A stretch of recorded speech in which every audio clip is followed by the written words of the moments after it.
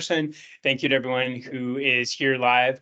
And thank you to everyone who filled out the survey. The reason we're here in person is that we surveyed line staff on what you wanted for your education. And the thing we overwhelmingly heard is that we wanted at least some in-person options for education.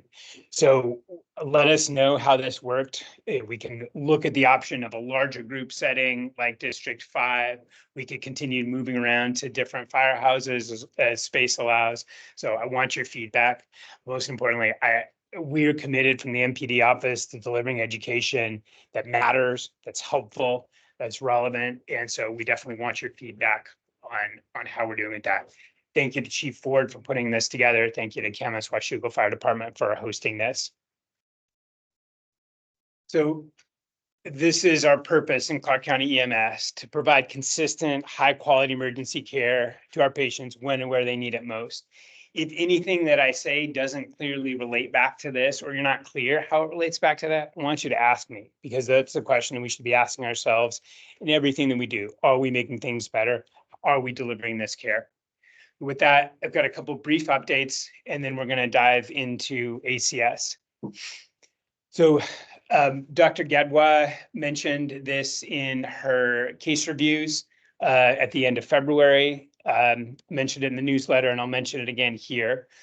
The quality focus for March 2024, we'll give feedback in April, see how we're doing and how we're continuing to improve with this. AMA refusals are an area where I think we have room for improvement as a system. And I think there are two pieces of that. So obviously I have the relevant part of the protocol up here.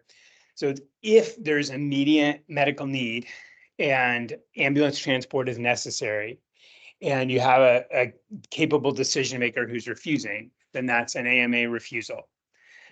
We can fall out of this in two ways. One, it's not really AMA. So for example, someone falls down, they get a scrape, you don't have any concern that there's a fracture, you bandaged them. That doesn't need to be AMA. There's no immediate need for ambulance transport. And I trust your judgment. And I think if I were trying to picture how to describe this, it's like, what would you tell a family member that you liked what to do in this situation? Would you really advise that they go to the hospital? Would you say, no, this is reasonable to follow up, go to urgent care, to stay home? So if it's not AMA, then you have other dispositions available. That's all outlined in protocol. In there, the primary risk is to the individual paramedic. If you document it as AMA, but our protocol says base contact is mandatory for an AMA refusal, then you're putting yourself in a relatively vulnerable position because you documented AMA, but you didn't have base contact.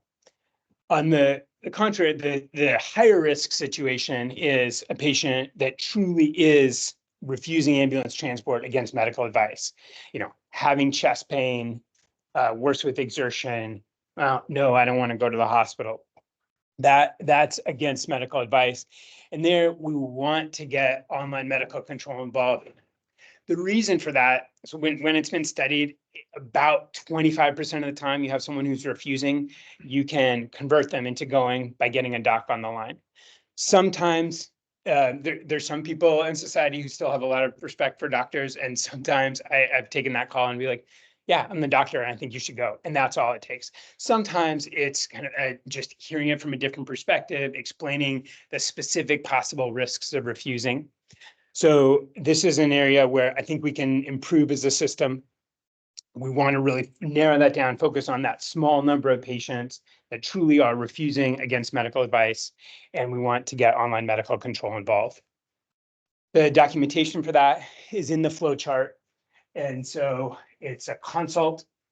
It is online remote verbal order, and then you can list the physician name there. And that way you're covered, it's documented. Obviously you want to describe the conversation you had in the narrative.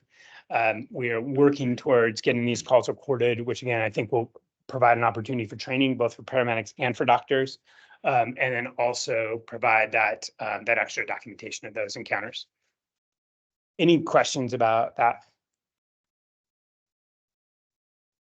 later on in that same form, there's a checkbox that says against medical advice or patient doesn't want an ambulance. Is that where it's going to, key it in as a, hey, this was an AMA refusal? It's the disposition is what, like when we do QI review, it's the disposition that we really look at. So that can be, that can provide additional detail, but it's really the disposition that we look at. Is when we're looking, when we look at calls as a whole, we're looking at the disposition, figuring out, okay, how many cancels, how many AMA, how many treat and release by protocol. That's kind of how we track the performance of the system as a whole.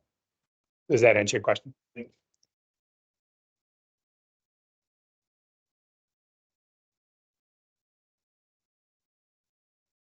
Yeah. No, you don't need an ambulance to take you, Mhm. but yes, you can drive yourself, but you still need to get the AMA right, and you're saying you don't necessarily need to contact medical control, or you would rather that we do contact medical control to cover ourselves? Yeah, so I would say if there's an immediate medical need and ambulance transport is necessary, then it's AMA. If it's neurovascularly intact, you think there's a little bit of deformity, they don't absolutely need to go, they don't need to go by ambulance, then they can refuse ambulance transport. If there's any question, like, oh, I'm having some tingling here and there, or or I'm not sure I have transportation, they don't have a really solid plan to get to the hospital. We know that a chunk of patients that say they'll go by private vehicle ultimately don't. So I would say if you have any question that they're going to get the care that they need, then err on the side of making it AMA. But if you really think, no, they've got a solid plan. Okay, there's a broken arm, it's neurovascularly intact, I splinted it. You've got a reliable caregiver who says, I'm going to go to the emergency department now. That is a reasonable case where the patient would be treated, released by protocol. And go back to that question of a family member. Okay, I have a family member who has a car, they've got a kid who's got a broken arm. They're going to take that person. They're going to take that person to the emergency department. That feels like a reasonable plan. It's when you get that, and it's, I'm not defining it more because that every scene is different. And if you're like, this person's not really reliable, this person, but if they have a reliable plan and you document that, a reliable caregiver who plans to take the patient to the emergency department, declines ambulance transport, what would you say to a family member that you liked about that? Does that answer that? Yeah, I'm just more, I guess, the paperwork side of it all, so we wouldn't fill out an AMA on that, it would just be more documentation or narrative and where the patient is signing. Right, and they would be refusal. they would be refusing ambulance transport, but it's not against medical advice. If it's against medical advice, it's like you think there's a risk, you want to bring everything that the system has into play to try to convince this person to go by ambulance. That's this case. It's that. Right. If you document it as this is an AMA refusal, which means I think this person needs to go to the hospital. This makes me nervous. Then and they are refusing to go to the hospital. Then and it may be they're refusing to talk to a doctor. But that's you attempt contact the doctor. Say, is there anything else I can say to convince this patient? Do you have any other ideas to convince this patient? It's those patients that we really think it's like you feel bad about leaving this person on scene. This doesn't feel right. Those are the cases where we want to get the doc about. So both cases, we're going to fill out a refusal form. One of them, the AMA, is going to get a phone call to. Correct. Okay. Correct. Yeah. So it's they were offered ambulance transport, they've declined it, and you think that's reasonable, that's treat and release by protocol. If they, you recommended ambulance transport because you think there's an immediate need, and they're refusing that even after understanding the risks, then that's an AMA refusal. Mark, do you have anything to add to that? No, okay, that's great. Okay. Any other questions about that? No, I appreciate these questions. They're great questions, and this is a difficult area, and these are the highest risk calls that we run in terms of bad patient outcomes. We didn't take the patient to the hospital. Those are the highest risk, and when we think the patient needs to go to the hospital, don't go to a hospital. Those are the highest risk calls that we run. And so we want to bring all the resources of the system to bear for those patients. Hey, this is a request from PSL Southwest. This is the last update. So they are asking that we only use the trauma patient type for patients that meet red or yellow trauma criteria. So for example, someone, fell down, twisted an ankle, but doesn't, has a pulse. Then they want you to use the general patient category for that, because putting it in the trauma patient category triggers the trauma response. Any questions about that? Okay, with that, then we're going to move on to acute coronary syndrome. And we're going to spend the bulk of the day on this, because this is our biggest opportunity to help patients. So when you think about what causes death in the US, so this is from 2018 to 2023, causes of death in the US. So over a quarter, heart disease. And that's a place where we can have a huge impact, because although primary care doctors have a role to play in prevention, when someone gets to the point where they are having an acute coronary syndrome, we are a critical part of the system that keeps them healthy. We'll go over the other things. And I think just for context, there are a few other places where EMS can have a beneficial impact. But in terms of what we can do for the patient and the number of patients, this is our biggest potential area of impact. Here, I think, are the areas where EMS can really have an impact on mortality. So obviously, heart disease, 7% of death, stroke. Clearly, we have the ability to identify that and to get people to the care that they need. Trauma, obviously, we're critical in that. Alzheimer's, we probably don't have that much that we can do to change it. Diabetic emergencies, certainly we can change those course. And then a handful of other things, influenza, pneumonia, hypertension, sepsis, suicide. Clearly, those are places we can have some impact. But again, when we look at where can we have the greatest impact on the most number of people, it's in identifying heart disease and getting those patients to the place that they need to go. Here's some data that's specific to our system. This is what people call 911 for, major complaints. So it's probably not a surprise to anyone here. Sick person, top of the list. Falls, which sometimes can be cardiac calls. Shortness of breath can be cardiac calls. Chest pain, clearly we need to consider cardiac. Fainting can be cardiac calls. Psych, usually not.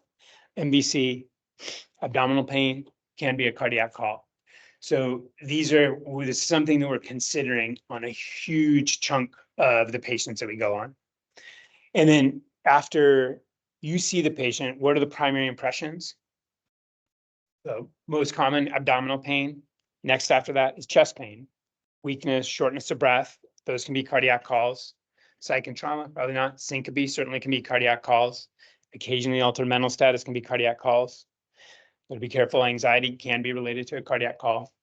So it's a huge chunk of what we do, both in the number of patients that call, the number of patients that we can help. So these are rough numbers, but this is just kind of a model of how I think about it. So we're running roughly 60,000 EMS calls per year. You add up all those patients that fall into those buckets, probably somewhere in the range of 14,000 that could have ACS. And then we're trying to narrow that down to probably 3,000 or so we classify as having chest pain, something that likely have ACS. And there are about 100 patients a year that we see with STEMI.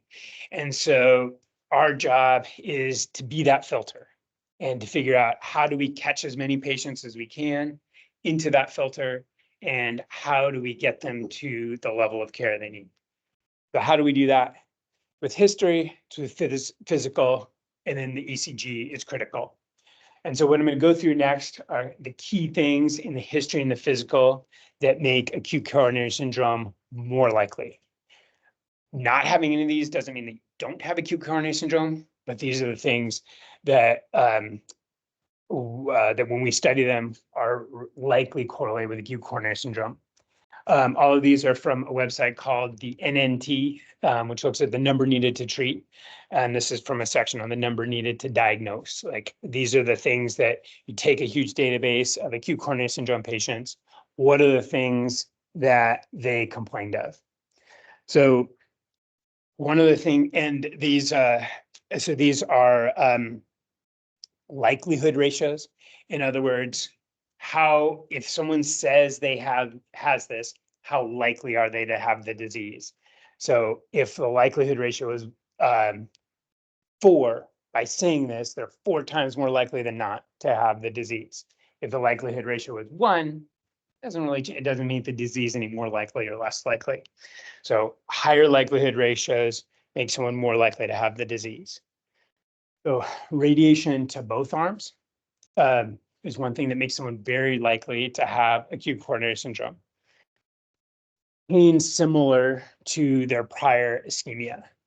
And we'll go into next, obviously, having had acute coronary syndrome before makes you a lot more likely to have it again. But this feel like what happened before, because people often feel pretty similar. And that makes it twice as likely that someone has acute coronary syndrome if they say, this feels kind of like what happened before. A change in the pattern over the last 24 hours. They're like, normally, I have chest pain now and then, I take my nitro and it gets better. But today I take my nitro and it doesn't get better. I'm sitting, I still have it. It's that change in pattern that says that someone with long-standing coronary artery disease, something new, something different is happening now. So those are the things that really make it more likely. Some other things that make it more likely: typical chest pain, that crushing central chest pain. Pain worse with exertion definitely makes an acute coronary syndrome more likely, and that's a key question. When you walk, do you feel same, better, worse? And obviously that's, it can be difficult to extract, say someone's on a 3rd floor, it can be difficult to get them out without exertion. But in acute coronary syndrome, that's something where we want to look at every practical way that we can to minimize their exertion on the way out. Radiation to the neck or jaw. Recent episode of similar pain, like, oh, I had something like this, and then it went away, and then it came back. Radiation to either arm, left arm or right arm, increases the likelihood. Being sweaty makes it a little bit more likely. Being short of breath makes it a little bit more likely. Those are kind of the key symptoms. Not having any of those doesn't mean you don't have acute coronary syndrome, but those are the things that I really, really need to consider this. I really need to worry about it. Questions about that? Okay. What about risk factors?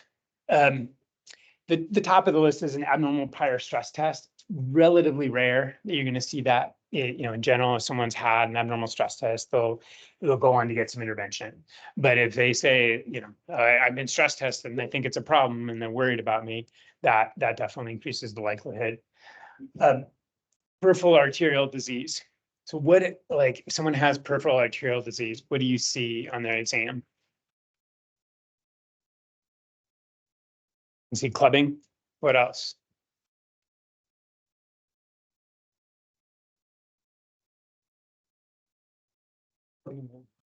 You can see edema.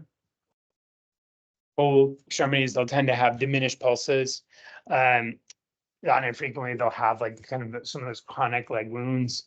But those are like signs on the outside that the circulation is not good. That same, if the circulation is not good, on the parts that you can see, circulation is probably not good in the parts that you can't see. So whether it's they have a history or you're seeing those signs on exam. And then obviously having a prior history. Have you had a heart attack before? Have you had heart problems before? That makes it a lot more likely. Any kind, we talked about peripheral arterial disease, any kind of vascular disease makes it more likely. So having had a prior CVA makes it more likely. Hypertension, history of cabbage, all of those things make it, make acute coronary syndrome more likely. Diabetes is definitely a risk factor. Males are slightly more likely to have it, but as women get further from menopause, their likelihood ratio catches up. Having a history of hyperlipidemia. So what medicines do you see in the med box if they've got a history of hyperlipidemia? Statins. Yep. So hypertension, seeing anything antihypertensives, tobacco use, family history. And that's typically first degree relatives, mother, father, sister, brother. Has anyone had heart disease? One community that we care for in Clark County that has really high rates of heart disease are Pacific Islanders. It's genetically, Pacific Islanders tend to have heart disease. Really, the guy who taught who was my paramedic school was been a paramedic on Honolulu, and he drove himself to I was like, you spend your whole career teaching paramedics. He drove himself to the hospital, which with all 3 of his MIs. But just consider that is in that group, there's a higher incidence of heart disease and a higher incidence of heart disease at a young age, and obesity as well. Any questions about the risk factors? Okay. And what about what you find on exam? Hypotension. It's a big risk factor. And so it doesn't mean that everyone with hypotension has heart disease, but if you are taking care of someone who's hypotensive, let it cross your mind, could this be heart disease? And just having that hypotension is a reason to look at a 12. And that makes so any hypotension, systolic blood pressure less than 100 makes it more likely that you're dealing with acute coronary syndrome. Obviously, hearing wet lungs, hearing rails on the lungs suggests that they're not only that they're having an MI and that they've had enough compromise to the heart muscle that they're starting to go into failure.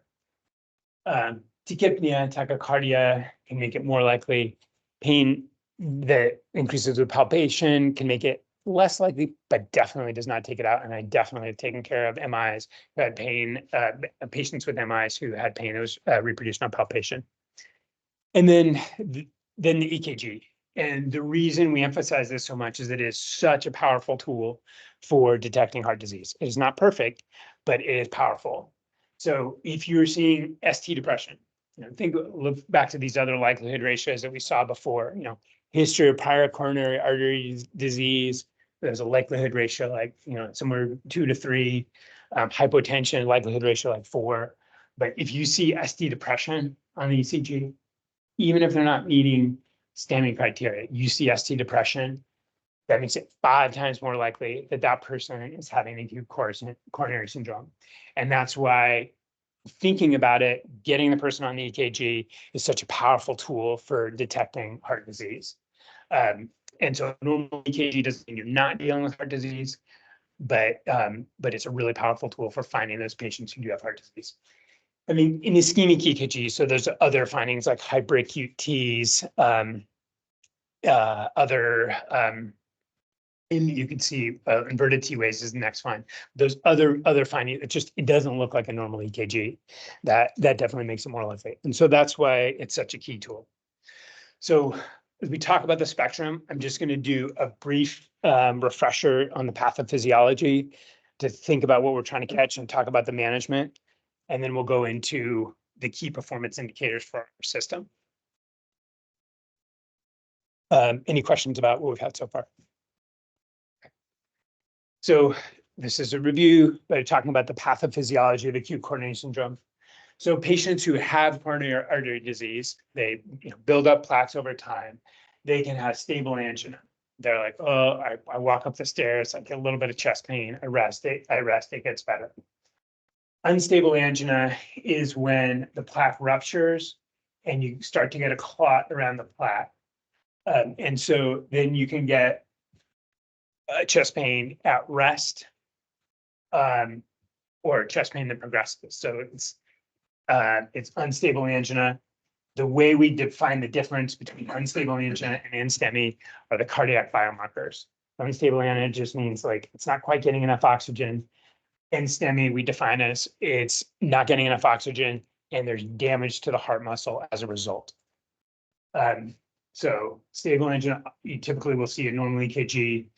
Unstable angina, you will start to see some changes in the EKG and those dynamic changes. That's why there's another reason the pre-hospital ECG is so valuable, because I can look at, if I were just looking at the emergency department ECG, it might look normal, but the fact that it was abnormal before you gave them nitro and oxygen, that's a sign that there's dynamic changes. This is acute coronary syndrome.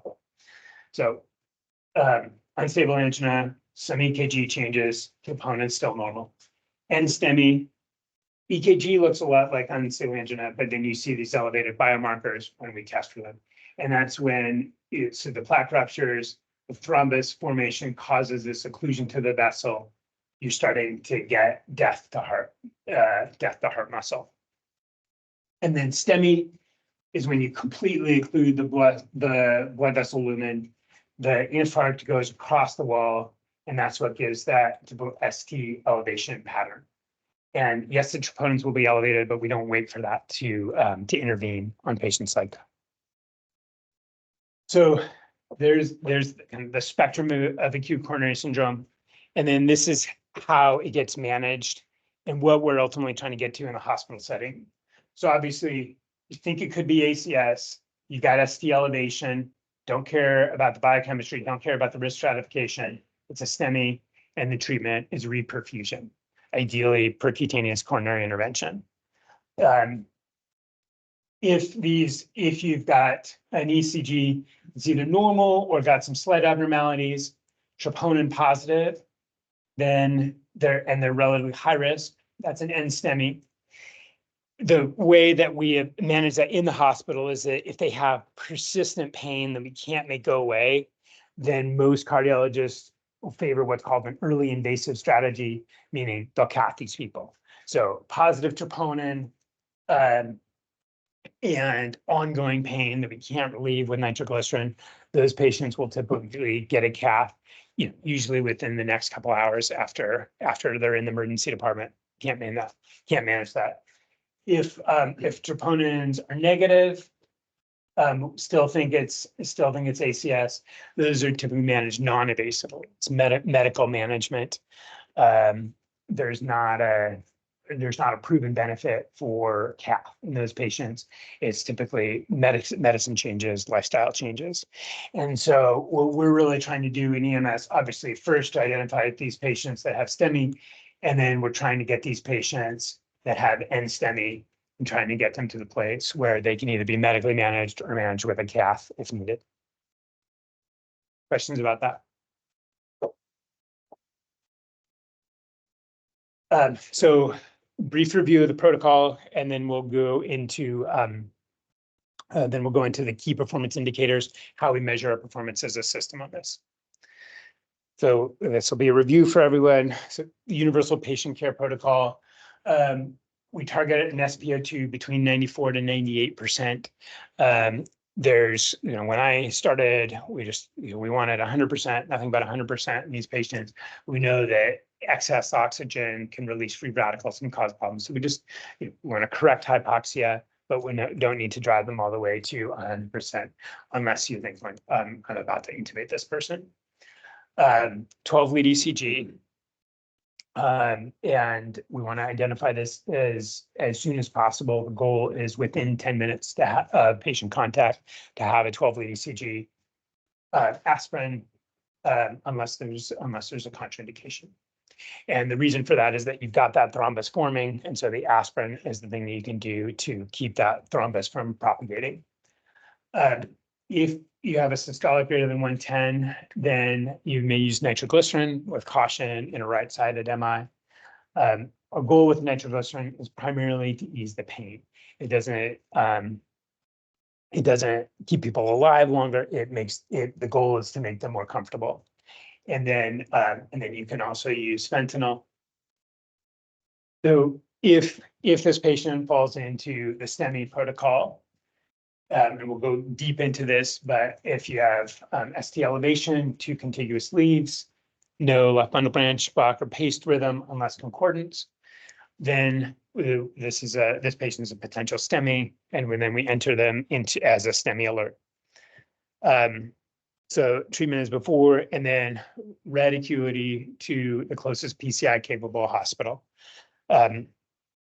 Legacy Salmon Creek does have plans to go live in April with their PCI program. As medical program director, I just need to be reassured that everything is in place. And so we will make an announcement when Salmon Creek is ready to go. There's another drill on Thursday. And I'm just looking over every step. I need to be assured that the patients are going to get it, the same quality of care there that they get at PSAL Southwest. But then I think when we have that, and then obviously we'll continue to follow that, then it's an option for getting patient, if that's the closest hospital, then it's an option for getting patients care soon. And I think this will become more and more rare, but then if neither Clark County Hospital was to be available, divert to the closest appropriate facility in Portland. And contact medical control of questions. Remember, the alternative treatment for MI is thrombolytics. I've done that once in 10 years here, and that was when it was during a snowstorm. But that is, if the bridges are down, something crazy, that is also an acceptable treatment for MI. PCI is like solves the problem for longer, has a slightly lower rate of complications. So our patient care goals, we want to identify STEMI quickly because that's a time-sensitive condition. Activate the hospital-based system of care, monitor the vital signs, know that these patients are at risk for arrhythmias, administer the medications, and get them to the appropriate facility. So that's the mission of our system. Washington State has developed key performance indicators to measure how we do on these things that we know have benefit for our patients. So how many patients who received aspirin, if you suspected ACS, if you thought this could be ACS, did you obtain a Dafnet 12 lead? Did you get 12 lead within 10 minutes? The Washington State KPI is for any ACS seen time less than 20 minutes. Within Clark County, I don't think, if it's not a time sensitive condition, my point of view is we don't need to rush on that. So what I focus on in that situation is STEMI. If it was a STEMI, did you keep seeing time less than 20 minutes? And then if you identified STEMI, did you alert the hospital? And did you take the patient to an appropriate cardiac receiving center? That would you. So primary impression of ACS, receiving aspirin, you're pretty good, 83%. And there are some performance indicators where the goal is always going to be 100%. Say, for example, blood glucose check and stroke. That's something where I think we can all agree that's just 100%. There are complications here, reviewing charts on this, the call to a clinic because, the doctor was concerned about an aortic aneurysm. Certainly reasonable to hold aspirin in that case. So we're not targeting 100%, but most of our patients will benefit from aspirin. Most of our patients are getting aspirin. And so this is something I think we're doing well on. Percent of patients greater than 35 with a complaint of chest pain, non-traumatic chest pain, who got a 12-lead EKG. I think this is the one area where I think we could probably drive a little bit higher. And when I look at it, it's primarily documentation. It's primarily, did you upload the EKG? Did you document your interpretation? Still good, 87% of patients with this category, but this is one thing where I think we can drive the needle a little bit higher. And yeah, it's about casting that wide net. And it's because the ECG is such a powerful tool for identifying ACS. Time to 12-lead EKG. I think this is a place where our system really shines. So we measure from the time at patient side until the 12-lead ECG is done. So average is 5 minutes and 35 seconds. 94% of patients, less than 10 minutes. So I think this is a real strength, and it reflects the teamwork that we have between first response agencies and transport agencies. And so I think this is something that we're incredibly strong on and can be very proud of. And then the scene time less than 20 minutes for STEMI patients on track. Average is 14 minutes, 28 seconds, 88% less than 20 minutes. The only thing I'd say with that is if you do have a delay on scene, just document that. Any patient that has a documented scene delay for whatever extrication, something like that, they fall out of this performance measure. And then STEMI alert, 100%. So overall, I mean, this is something that the system does really well, has a huge benefit to the patients. I can take just about zero credit for this, that I walked into this. And so my mission is to keep this going and to continue to support the work that you're doing. Because this is something where we can go to the citizens and we can say, we're doing strong work on the things that have been identified by the state as having benefit to patients with ACS. Questions about KPIs before we go into reading 12 leads? Okay. Okay. So most of this will be a review, but what we typically hear is that people like getting a review every now and then. Definitely want your feedback on this. I want to make this valuable for you. So the key thing is being systematic, identifying the rate and rhythm, identifying the axis, QRS duration, the morphology of the QRS, considering mimickers, and then making the determination about whether it's a STEMI or not. So rate and rhythm. So fast, slow, regular, or irregular. Especially, I took a question from a medic the other day about treatment of SVT versus rapid AFib. If there's any question about regularity, don't hesitate to print out a strip. And I used to have EKG calipers, but now I'll make a couple marks on a sheet of paper, march that out, see, okay, is the rhythm regular? And is it wide complex or narrow complex? It's wide complex, assume ventricular and until you can prove otherwise. Axis. So you're looking for left axis deviation, which could suggest a block or a paced rhythm. Right axis deviation, which you can see a lateral MI, you can see in some blocks. Or probably the most concerning is that extreme right axis deviation, where you really have to assume that it's ventricular tachycardia unless you can prove otherwise. So this is a review of axis. So what I think about in general is the thumbs up. So if in lead 1 and lead AVF both are up, then that's a normal axis. In a left axis deviation, lead 1 is up, AVF is down. Right axis is the opposite of that. Extreme right axis, both thumbs down, 1 and AVL. So those are the ones that we look at to determine the axis. So if you look at 1 AVF, determine what your axis is.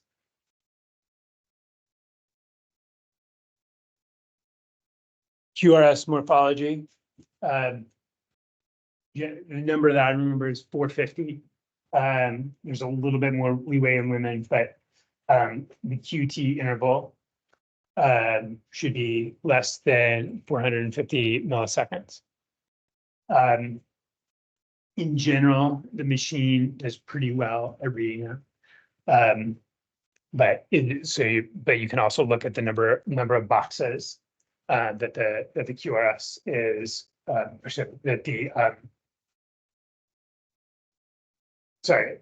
so look at the number of boxes. So for the QRS interval, so you want 0.12 or less, but then the QTC interval, that's where you look for 450 in men, 460 in women.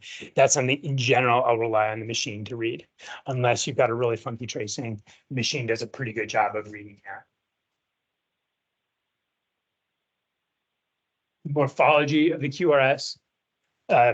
So if the QRS is greater than 120 milliseconds, look at V1. If there's a terminal far away, and I'll show pictures of this so it's easier to visualize. But the way that I remember this is just a turn signal. Look at V1 and draw a line through that terminal deflection. If it's up, pointing up, then that's like you're turning right. That's a right axis. If it's down, I don't think you're turning left. That's a left axis. So looking at that terminal deflection in V1 is how you make the decision about whether it's a right bundle branch block or a left bundle branch block if you have a wide QRS. So here are some variations. But let's see, take this one here. Here's your terminal deflection here. Draw a line through. Is this a right bundle branch block or a left bundle branch block? Correct. It's a right bundle branch block. You're drawing the line through, and for people online. So in this, you're drawing the line through here. Drawing the line through that terminal deflection. It forms an arrow that points up, which is like a right turn signal. Left bundle branch block, similarly. So here's V1. You draw that line down through here, forms an arrow pointing down, a left turn signal. That's a left bundle branch block. And then typically you'll also see that wide pattern pointing up in lead 1. And then typically also in V6, you'll see that pattern as well, pointing up in V6 as you come around. We'll talk more about STEMI mimickers at the end. And then the decision on whether to call it a STEMI, 1 millimeter elevation in 2 or more contiguous leads, symptoms that are compatible with ACS. You ideally, unless it's really convincing, you want to see some reciprocal changes. We'll look at a lot of 12 leads and go through that. So here is how an EKG will typically develop throughout the course of an MI. We talked earlier about how when you're having ACS, you typically have dynamic changes in the EKG. So if you have this normal EKG prior to the MI, typically the first thing you're going to see is these hyperacute T waves. So you're seeing the T waves get bigger, and you might see a little bit of ST elevation. And then that moves on to these marked ST elevations. And then as that progresses, this is the patient that's like, man, I had chest pain and it didn't get better, but I had a beer, wanted to see if it get better, it didn't get better. And they stay at home. And so then at some time, the ST elevation will come down a little bit. You start to develop, see, we didn't have this Q wave before, when you start to develop that Q wave. And then the Q wave is ultimately what remains. And so when you see that Q wave, you can say, this person probably had an MI before, but unless you're seeing any of these other changes, probably didn't have an MI right now. Questions about that evolution?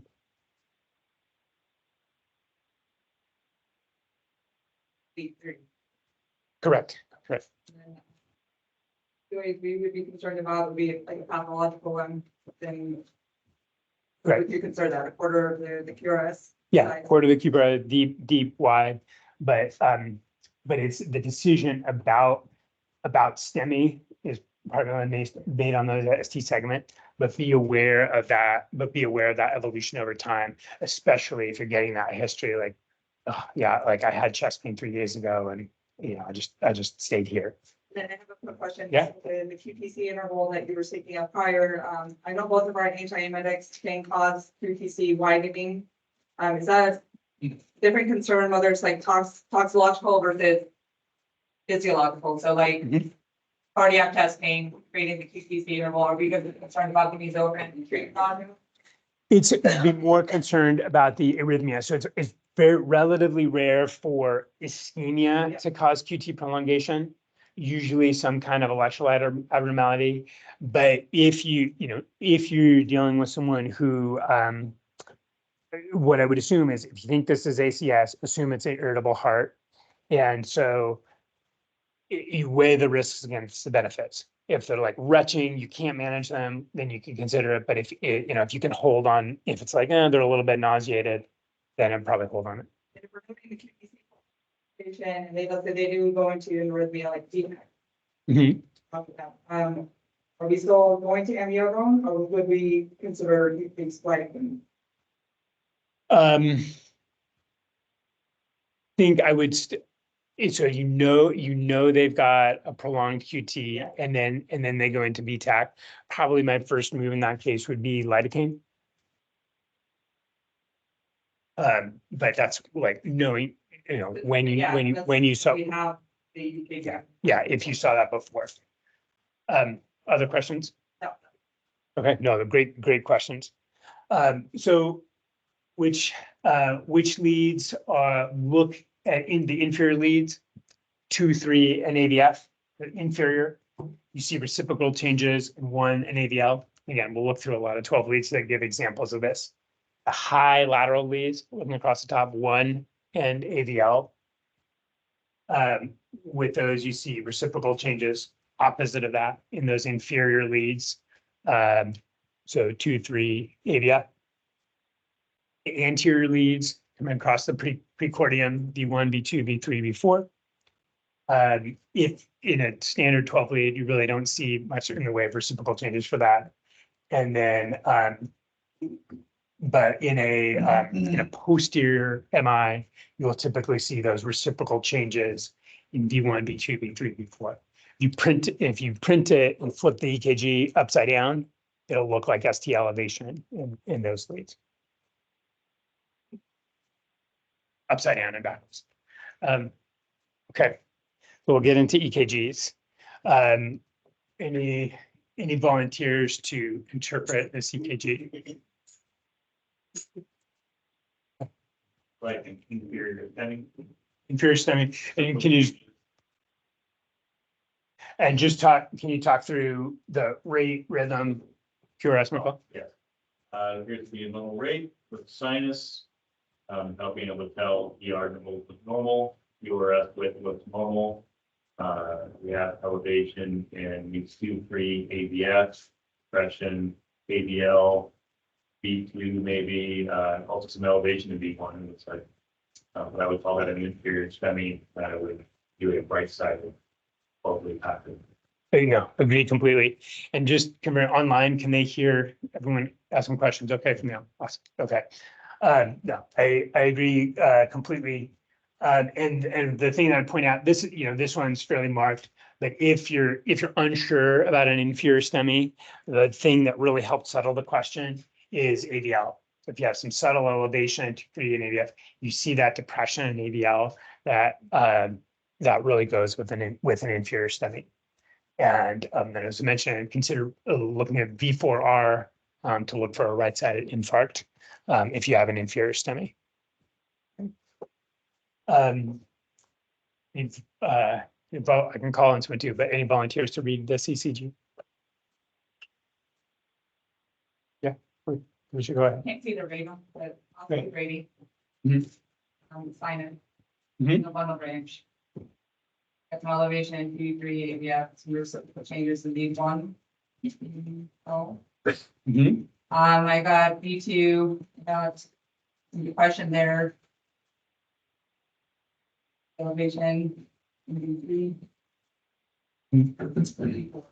Yeah, and it looks, R. yeah, it looks like someone even noted that they did a V4R.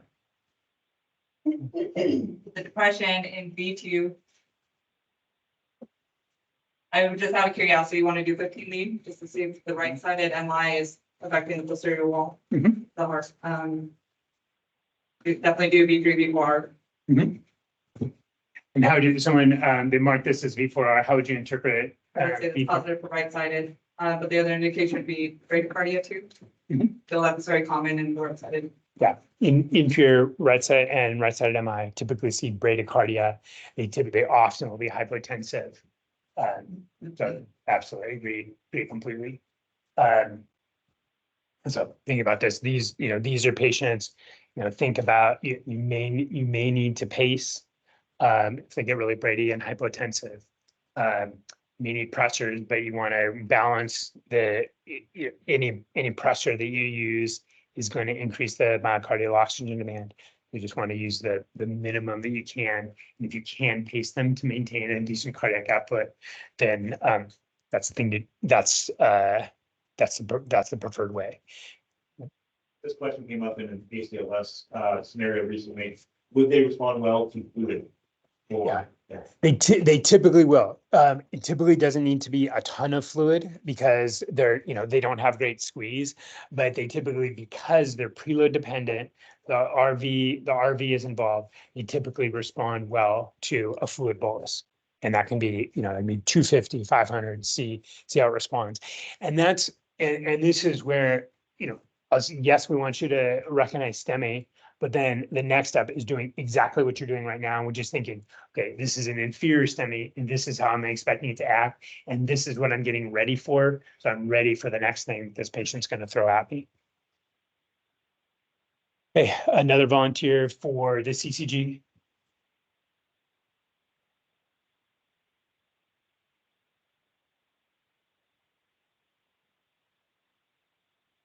Calling people.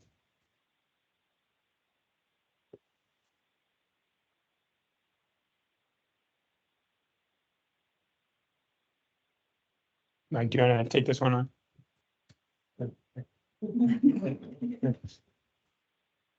So the rate looks normal, sinus is.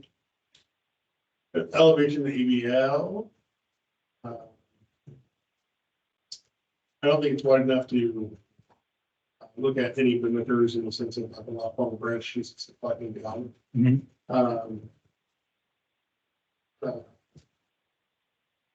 Inferior, there's elevation of B2, B3, Mhm. B4.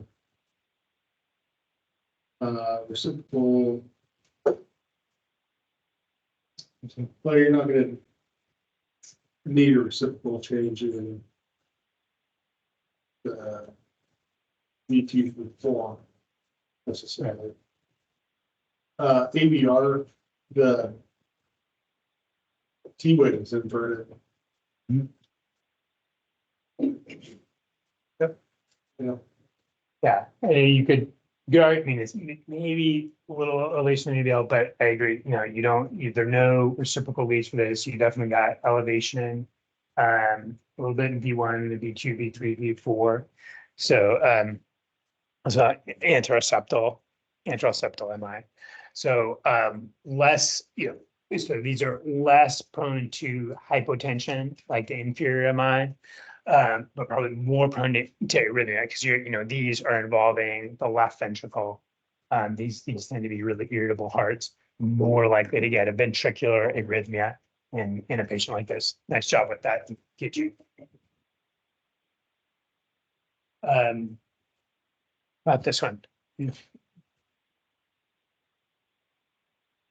Volunteer, should I call on someone? So, You want to walk through it? sure, they need to hold still for one. Yeah. You can't tell if that's P waves or not. So it could be, sinus could be junctional, but there's elevation in one and ABL, which is septal and continuing on down. We also have inversion or reciprocal changes in the 3 ABF. Have to confirm that. Interior, something lateral. That probably be like the backside as well. Yeah, probably, most likely a left anterior descending. Again, another irritable heart, a lot of ventricular tissue involved. Okay.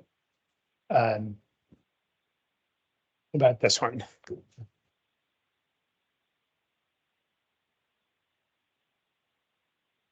Katie, would you like to take this on? Yeah, it is. It's borderline wide on this to me, in D one, But if it's not wide, would you check the parameters at the top? Oh, sorry, but it's regular. Mhm. Yeah, narrow is the next thing question. But if that's not over your 0.12, then you start looking at the elevation density in V2, V3, V4. Mhm. Which if that's probably the elevation, you can see that. Yep. It's just the depression. I think it's over V3 over there, right?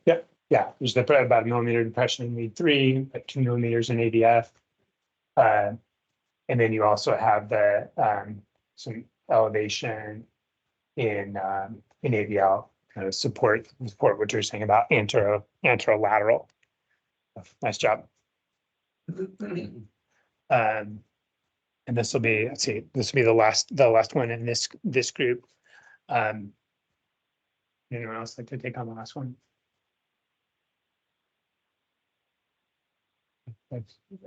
There's elevation. Yeah, and just go walk through it step by step. So Right. So. Looks, doesn't look like a bubble brain block, but it's pretty narrow. Okay, I see elevation in one. ABL. Question in.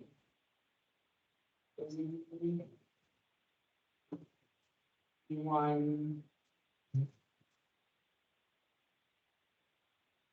Or five.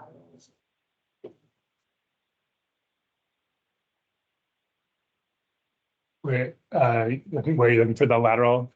Or yeah. Yeah. Yeah. The high lateral. Yeah. Absolutely, spot on. So nice job with that. That's. If you can put it on the posterior line, there's some R waves, depression, or by T waves, the anterior. Yes, I think, I think it's reasonable because you've got this, you've got this depression here, V1, V2. Some patients will have that, have circulation that wraps around there. So certainly reasonable, to look at additional leads. Look for that, but that high lateral, you can get some of those features of both the anterior, and the interior MI. Depending on the patient's circulation. Okay, I want to talk about one specific beast, and that's the ST elevation in AVR, and to go over the direction that the cardiologists are asking from us. So, ST elevation in AVR is typically either multivessel disease or a left main occlusion.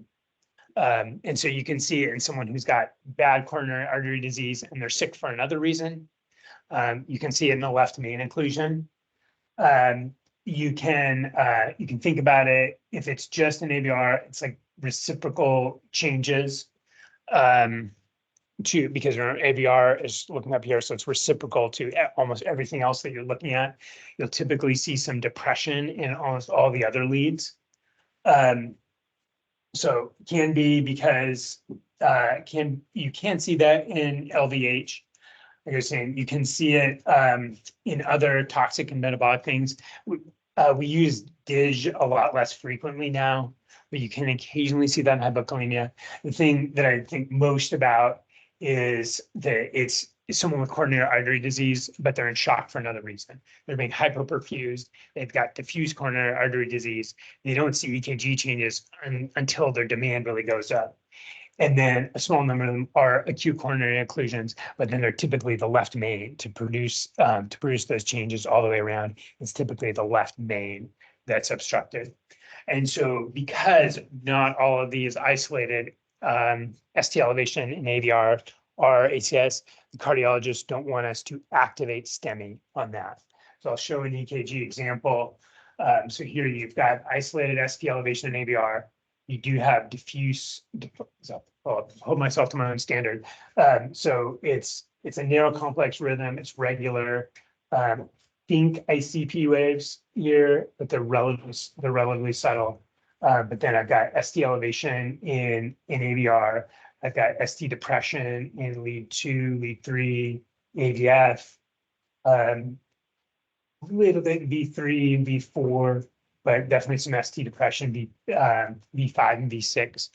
So this, this pattern, you do have ST elevation, you have reciprocal depression, but because that pattern, you can see in things other than an acute coronary syndrome, the cardiologists don't want us to activate STEMI, call in the cath lab with that. However, they do want to see the ECG. So you treat the patient. Could you back that? Yeah. My question would be, I would look at the rates also really fast. So that's Correct. what they want to think about. Your point is, why is, because the rate can cause these ischemia. Correct. So is that? Yeah, so think about this, this is how you interpret this EKG depends a lot on what the patient is complaining of. So it's one thing if the patient is like, I have exertional chest pain, I'm getting diaphoretic, then yeah, you'd be pretty worried about ACS. That's very different from someone who's febrile, hypotensive, got multiple other comorbidities, not really complaining of chest pain. And it's probably for another reason. But regardless, if you're seeing this pattern, because it can be an acute coronary occlusion, treat the patient as per your protocol. Don't activate STEMI, but send it over Pulsara, red acuity, note the ST elevation and AVR in the narrative, send the 12 lead. The ED physician will review that.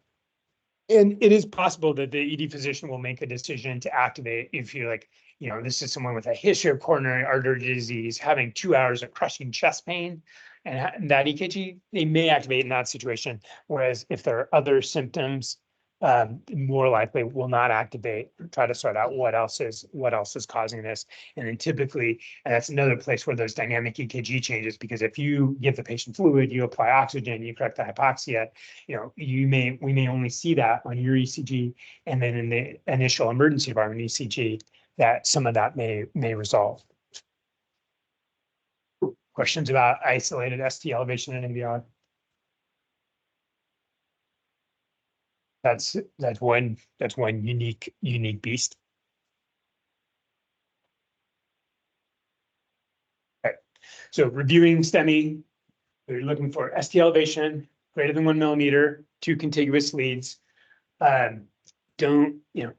There's no shame using a pocket card for reference, bringing this up, use all the tools you can to support you. Takes a long time to internalize all this.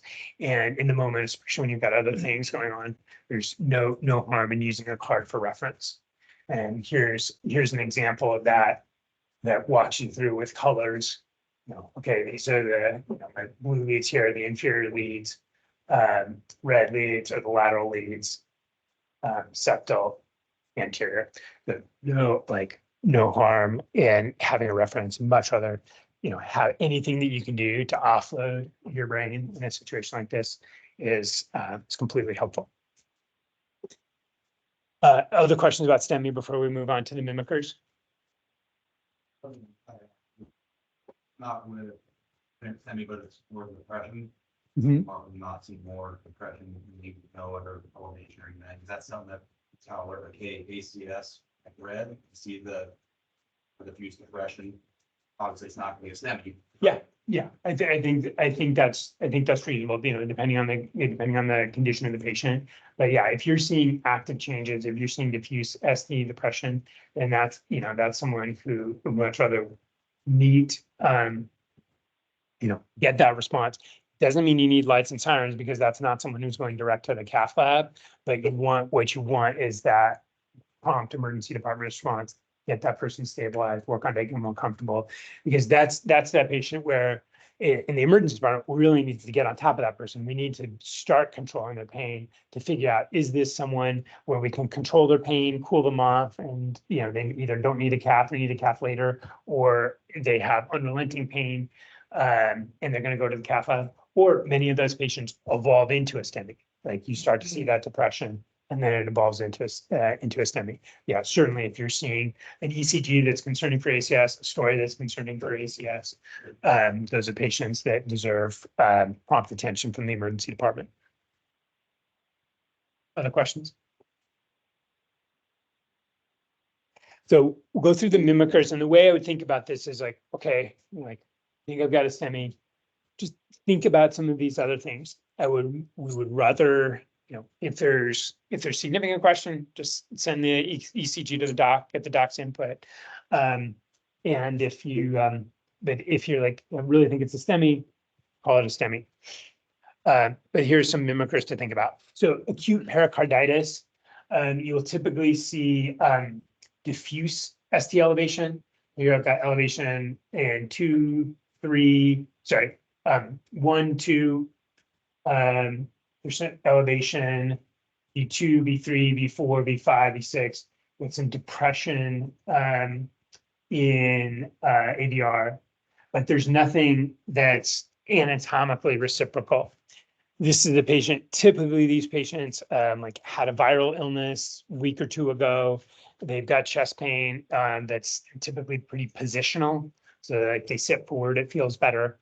So something to consider something to consider in that patient where you have diffuse ST elevation. LVH.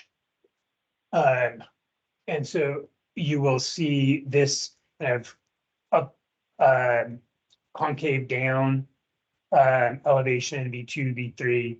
You've got the, these very large QRS complexes. So that can mimic a STEMI.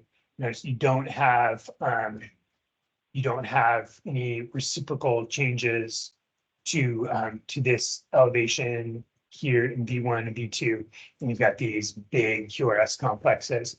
In other words, largest negative V1 or V2 flexion, and the largest V5 or V6 greater than 35 millimeters, likely LVH. These are typically patients that have a long-standing history of hypertension. Left bundle branch block. So you've got the widened QRS. You got this downward deflection in V1, like a left turn arrow going down. And so we would only call this a STEMI if you have concordance, meaning that you have the ST abnormality in the same direction as the QRS.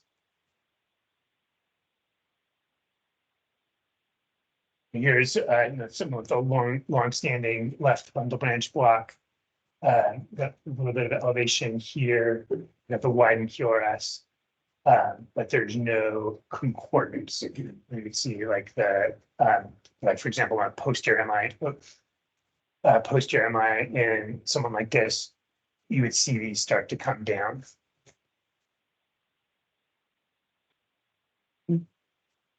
So discordance is normal, concordance is not normal. And that's where you have to be concerned about STEMI with a pre-existing left bundle branch block. Some patients will have pictures of previous ECGs on their phone. That can be helpful for sorting it out if there's a dynamic change. These can be hard. If in doubt, send it via Pulsara. Benign early repolarization, typically in young, healthy men. You will typically see this widespread ST elevation, and you typically you'll see some either notching or slurring at the J point where the QRS comes down. And here's the patient with benign early repolarization. You've got the notching, this slurring 2, 3. Don't end. Remember how we were talking about AVL if you're concerned about inferior MI, AVL really helps tell the tale. Here, AVL, you don't have any elevation or depression. So there's most likely benign early repolarization. We definitely, we definitely can see acute coronary syndrome in young people. So again, don't hesitate to send the EKG on if you've got questions about that. Some rare ones, a ventricular aneurysm. That's someone who's like, oh, I just got out of the hospital a week ago. I had a STEMI. You'll typically see this kind of slowing here, but this can be, it really helps to get a previous EKG because this can look a lot like this kind of biphasic here. It looks a lot like Welland's warning, that sign that, STEMI is coming. So it really helps to get a previous EKG, especially in someone who's had that. And if in doubt, and if they're having chest pain, don't hesitate to send the EKG in. Any questions about mimickers before we go on to the take home points? Okay. So with the updates, just a reminder, for a true AMA refusal, you think they need to go to the hospital. They don't want to go to the hospital, document it as AMA, get MACE involved. For trauma patients, and Pulsara, if they meet trauma criteria, use the trauma patient type. If it's isolated trauma that doesn't meet the trauma criteria, use the general patient type. Early identification of ACS is our biggest opportunity to have an impact on the health of our community. And so, on any of these, it is so common that on any of these calls that could fall in that definition, fall weakness, just let that thought cross your head, consider 12-lead. The things that make it most likely that the patient in front of you is having acute coronary syndrome, history, prior MI, or peripheral arterial disease, chest pain that radiates to both arms, or chest pain similar to a previous MI. On exam, if you see hypotension, consider the possibility of ACS. And obviously, if you see rails, consider the possibility of ACS. Think about failure. Get a 12-lead ECG. We have a high-performing EMS system in terms of identification and recognition. I think the only area where I think we can get a little bit better, and again, my perspective is if we're not getting better, then we're not advancing. And so make sure that, if it crosses your mind, someone might be having ACS, have a low threshold to get an EKG, make sure that you document the EKG in the flow chart. It's just an opportunity to pick up these cases. And sometimes, like I said, it's not that the pre-hospital EKG makes the diagnosis, but taking the pre-hospital EKG and comparing it to the ED EKG can help to make that diagnosis. And then with respect to your 12-lead interpretation, be systematic. Don't hesitate to use a card for reference. And if you're unsure, don't hesitate to send the EKG over Pulsara. That's all I have for today. I'll take any other questions. Again, I really appreciate you guys coming in person. Appreciate everyone who's able to attend live. If for the people who aren't able to attend live, love to see you at a future session. If this is helpful and you want to continue